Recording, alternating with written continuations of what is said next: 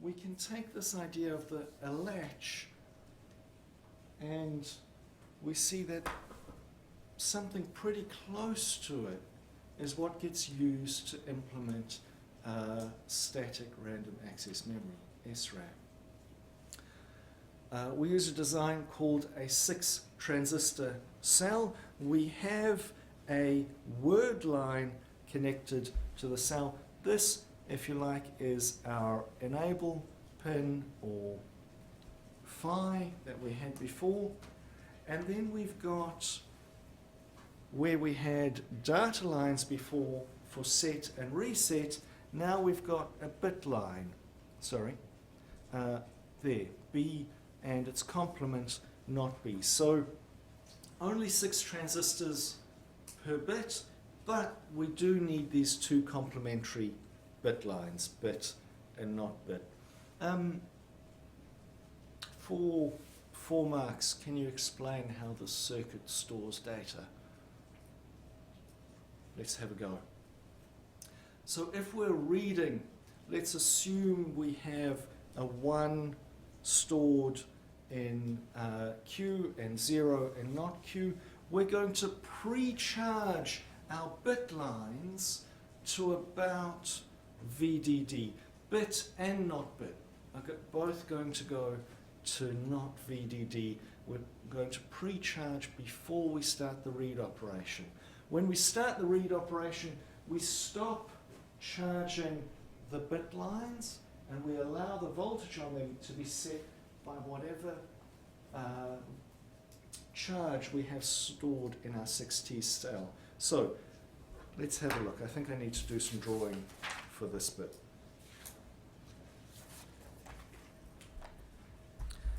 If we have a look at this input part of the circuit, effectively we can draw an equivalent circuit. From our not bit line, we have some capacitance that will be charged up to almost VDD. That is going in through Q5. That's that guy there. Q5 will be connected to some part of the circuit which we're going to model as a capacitance. All right, so all of that big blob over there we will replace with an effective capacitance, C not Q. And then from there we're going to go through Q1 to ground.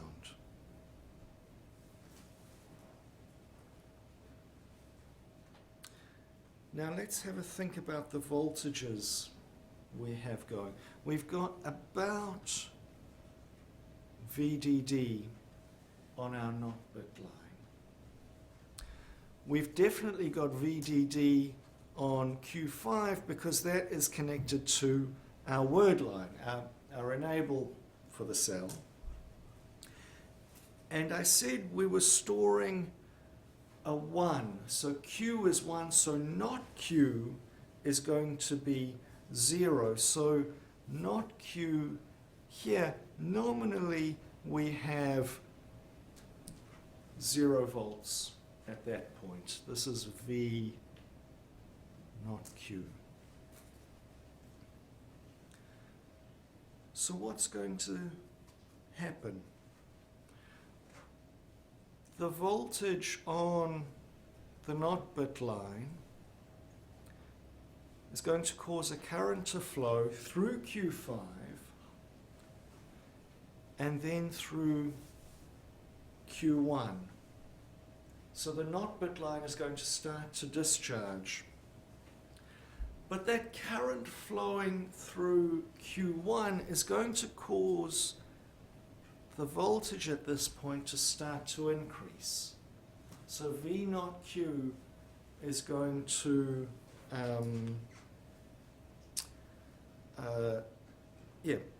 it's going to start to increase.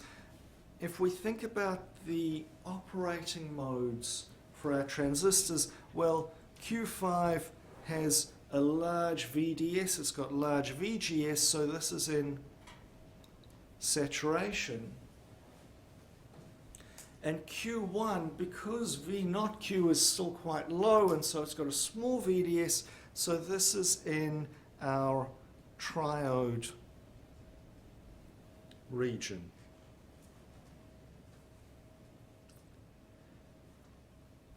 And we can write out equations for the saturation current through Q5 and the triode current through Q1, and we can say, haha, they must be equal. And then we can rearrange to make V naught Q our subject, and we can say, well, what we end up with is V naught Q over VDD minus our threshold voltage is going to be equal to 1 minus 1 over 1 plus the width to length ratio of transistor 5 divided by the width to length ratio of transistor 1, and we need a square root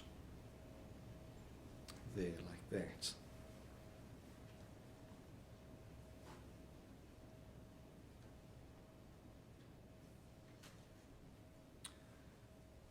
Now, we don't want V naught Q to rise too high, because if V naught Q does, let's say, go to VDD,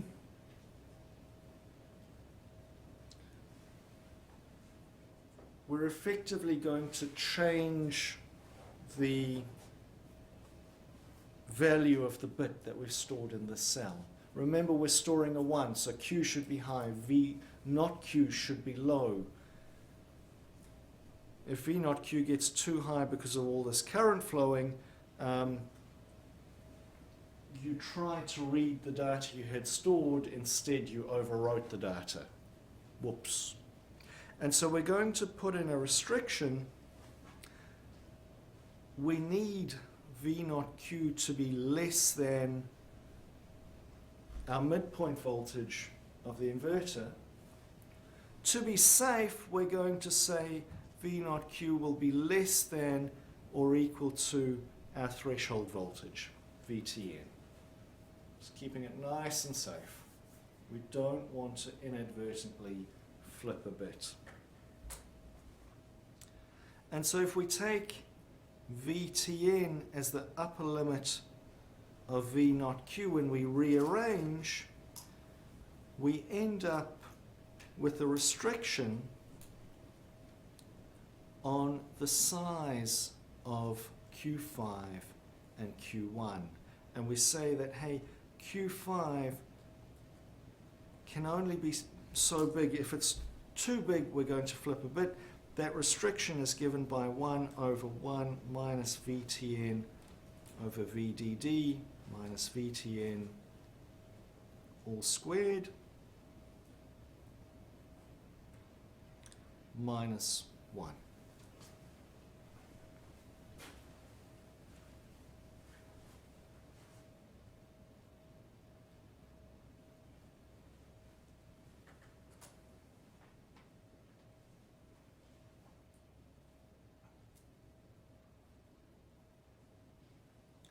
Effectively, this equation is placing a limit on how small we can make Q1. The size of Q1 is going to determine the size of Q2, because we're going to want to equal current flow. We don't want it to take much longer to write a 0 than to write a 1. And once we know Q1 and Q2, well, by symmetry, we'll know Q3 and Q4. We're going to choose Q5 and Q6 based on how quickly we want to be able to read and write bits in our 6T cell. Excuse me. The larger we make the transistors, the faster we can read and write. If we make Q5 and Q6 too fast, our 6T cell stops working.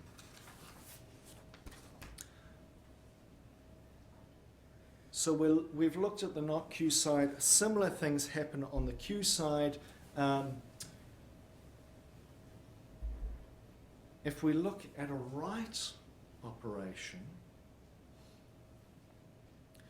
rather than pre-charging our bit line, we're going to write the value to the bit line that we want to write to our cell. So let's say we are writing a 0, we would put 0 on our bit line, and we would put logic 1, or effectively VDD, on our not bit line.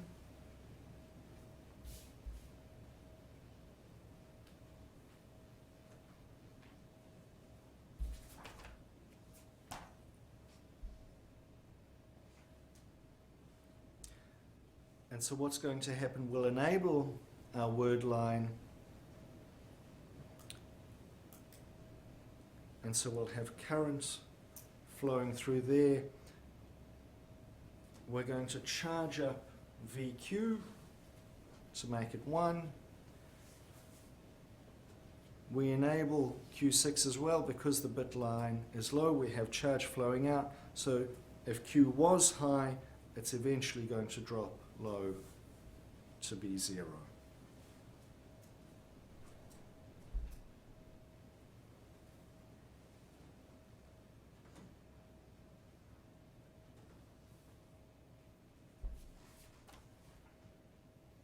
All right.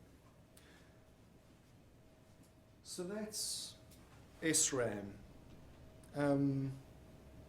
Key points.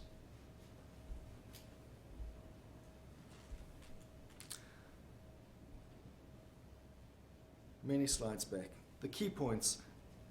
Remember to pre-charge your bit lines when you are reading. If you can understand which transistors are charging up and conducting when, that's helpful. And then for writing, remember that you want B equal to not B again.